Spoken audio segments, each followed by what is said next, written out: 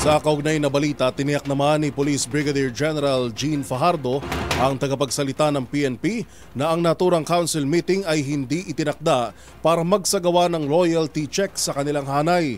Aniya, tatalakayin dito ang seguridad ng bansa mula sa internal threats, gayon din ang follow-up sa mga nakabinbin na high-profile cases. Narito ang balita ni Edniel Parosa. Pinangunahan ni Pangulong Bongbong Marcos ang Joint National at Regional Peace and Order Council meeting sa Campo Crame ngayong araw. Ayon kay PNP spokesperson Police Brigadier General Jean Fajardo, ito na ang ikatlong beses na magpe-preside ang presidente sa command conference ng kapulisan, pero tiniyak ni Fajardo na hindi ito bahagi ng loyalty check sa gitna ng mga isyong politika sa bansa. Sa katunayan, matagal na umanong nakaset ang security meeting na depende rin sa schedule ni PBBM.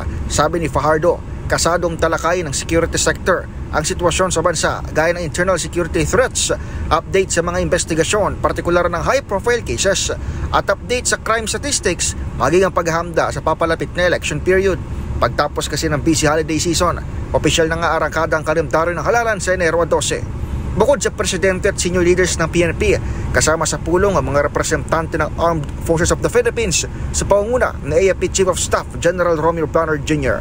Maagang inilockdown ang PNP headquarters dahil sa nasabing pulong. Para sa MBC TV Network News, ito si Edniel Parosa ng DZRH. Una sa Pilipinas, una sa Pilipino.